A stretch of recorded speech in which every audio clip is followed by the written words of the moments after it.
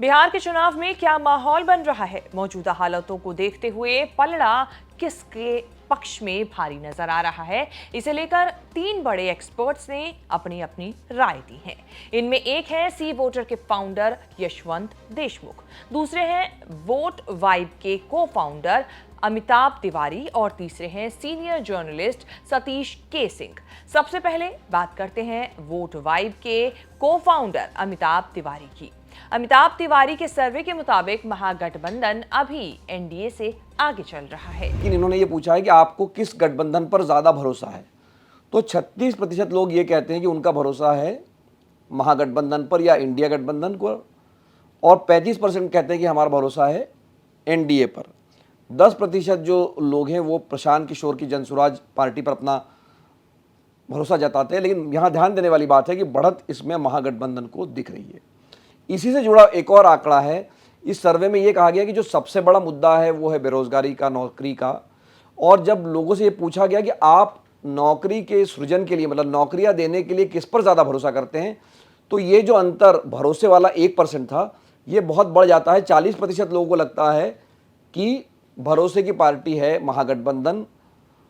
पीके को भी 14% लोगों का भरोसा है, जबकि जो एनडीए है उसका आंकड़ा घट रहा है, वो करीब 30% पर आ जाता है। तो अमिताभ, ये जो दोनों आंकड़े हैं कि लोगों का भरोसा ओवरऑल, उसमें महागठबंधन को एक स्लाइट सा एज दिख रहा है, मामूली 1%। ध्यान रहे कि पिछली बार भी जब नतीजा आया था तो कुछ पॉइंट का अंतर था। और दूसरी बात दिख रही है कि जो नौकरियों की बात हो रही है तो लोगों का भरोसा ज़्यादा महागठबंधन पर है बरस के एनडीए के। तो क्या ये माना जाए कि वहाँ हवा बदल रही है या महागठबंधन को एक एज है? देखिए, दोनों ही नंबर्स बहुत क्लोज हैं, तो मैं कहूँगा चुनाव अभी भी ओपन है, खुला हुआ है। क्योंकि जैसा आपने कहा, पिछली बार भी दोनों का वोट शेयर सेम था और सिर्फ 12,000 मतों का अंतर था। दोनों ही एनडीए और महागठबंधन दोनों के वोट ब्लॉक्स 32 से 35% के बीच में हैं। महागठबंधन का मुस्लिम प्लस यादव लार्जली 32% और अपना एनडीए का ईबीसीज प्लस महादलित्स प्लस अपर कास्ट। तो ये दोनों का वोट ब्लॉक्स लगभग फिक्स्ड है।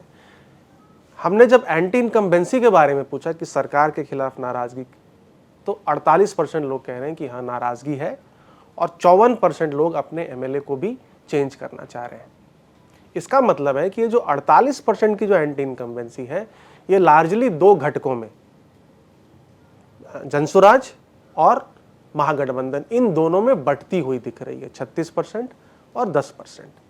अब अगर सपोर्ट बेस भी देखेंगे कि ये जो 10% लोग जो जनसुराज की पार्टी को कह रहे हैं कि हम उसके ऊपर भरोसा करते हैं, क्योंकि हमें लगता है कि अभी वोट शेयर, सीट शेयर करना थोड़ा ज़्यादा अर्ली हो जाता है, अभी 3 महीने चुनाव है। बात करें सी वोटर के फाउंडर यशवंत देशमुख की, तो उन्होंने अपने सर्वे में 4 बड़ी बातें बताई। उन्होंने कहा कि लोग चुनाव आयोग की तरफ से कराए जा रहे स्पेशल इंटेंसिव रिवीजन से खुश नहीं हैं। लोगों को ऐसा लगता है कि इससे विपक्ष को नुकसान होगा और सत्ता पक्ष को फायदा होगा। लेकिन जो कॉमन सेंस भी कहता है कि जो विपक्ष का वोटर है वो कमजोर वर्गों से आता है, माइनॉरिटीज से आता है, और जो भाजपा का खास करके वोटर है वो शहरी है या अपर कास्ट से आता है, वो उसके पास कागजात होना या उनके पास अवेयरनेस होने की संभावना ज्यादा है बनिस्बत की जो महागठबंधन का है। तो कहीं ना कहीं तो इस एक्सरसाइज का फायदा या जो होगा वो एनडीए को ही होगा, ऐसा लगता है।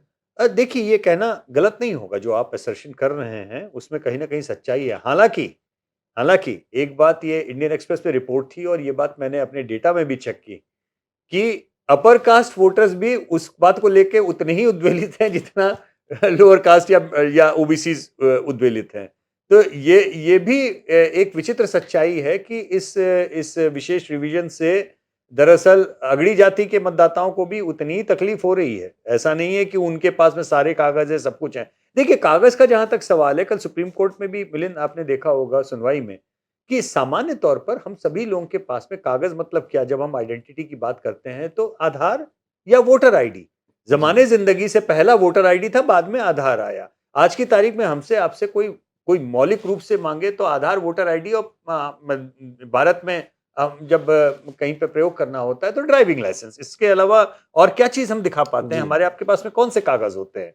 तो स्वाभाविक सी बात है कि जब आप आधार और वोटर आईडी को उस डॉक्यूमेंट की लिस्ट से अगर आप अलग कर दें, हालांकि उसके ऊपर भी कंफ्यूजन है बहुत सारा, कहीं पर कहा जा रहा है कि वो तो छाप के ही दिया जा रहा है फॉर्म में, इलेक्शन कमीशन का ये कहना है सूत्रों का कि वो तो उसमें छपा हुआ है। छपा हुआ है तो आपको वेरीफाई ही करना है, तो किसी और डॉक्यूमेंट से तीसरा डॉक्यूमेंट क्यों वेरिफिकेशन के लिए चाहिए? ये एक प्रश्न आता है। तो मेरा ये केवल कहना है कि जो असहजता है या उसके कारण परेशानी है, वो समाज के सभी वर्गों को है। ऐसा नहीं है कि केवल और केवल विपक्ष के ही मतदाताओं को परेशानी है। दरअसल भाजपा के भी मतदाताओं को उतनी ही परेशानी हो रही है। यशवंत देशमुख ने ये भी बताया कि प्रशांत किशोर एनडीए और महागठबंधन दोनों को नुकसान पहुंचाने वाले हैं। आपने बात की कि उनका नंबर एक मोटे तौर पे देखें तो स्लो एंड स्टेडी स्टेबल भी है और ऊपर की ओर ही थोड़ा मूवमेंट दिखाई देता है।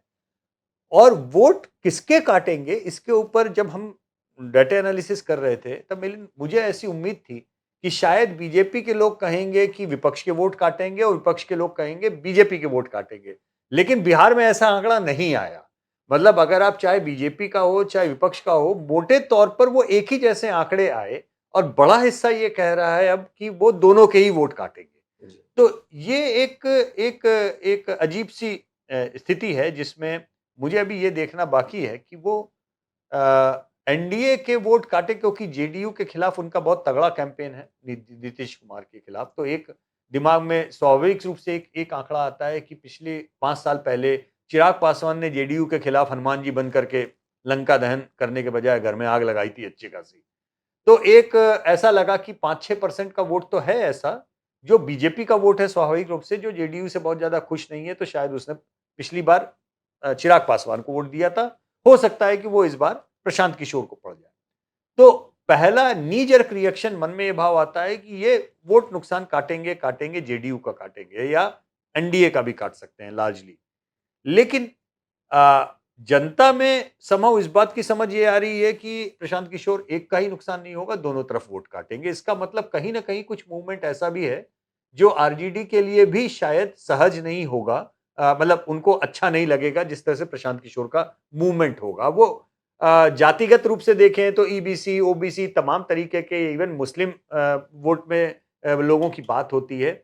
लेकिन व्यक्तिगत रूप से मिलिंद मेरा मानना है कि आरजेडी का व्यक्तिगत रूप से मुस्लिम यादव जो वोट है वो उनसे नहीं छिटकेगा। सी वोटर के फाउंडर यशवंत देशमुख ने ये भी बताया कि सार्वजनिक तौर पर नीतीश कुमार के कम दिखाई देने से एनडीए को नुकसान हो सकता है।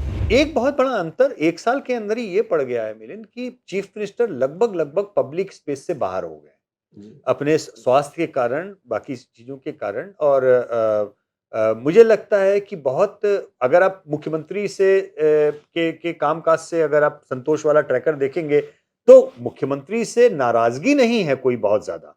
उनके नंबर इसलिए कम हो रहे हैं ओवरऑल क्योंकि लोग उनको देख ही नहीं पा रहे हैं एक्शन में। वो एक कारण हो सकता है, ऊब दूसरी वजह हो सकती है। यशवंत देशमुख ने चौथा आंकड़ा सीएम पद की पसंद को लेकर भी बताया। तेजस्वी यादव जैसे आपने कहा नंबर 1 चॉइस थे, नंबर 1 चॉइस बने हुए हैं क्योंकि उनके पास में उनका जो सामाजिक गठजोड़ है मुस्लिम यादव मतदाताओं का, वही 30 से 35% की थाली सजा करके उनको ऐसे ही दे देता है। तो जहां तक अपोजिशन का सवाल है, मुझे लगता है वहां पर तो कोई उनको संदेह नहीं है कि तेजस्वी जिस जगह पे पोजीशन है।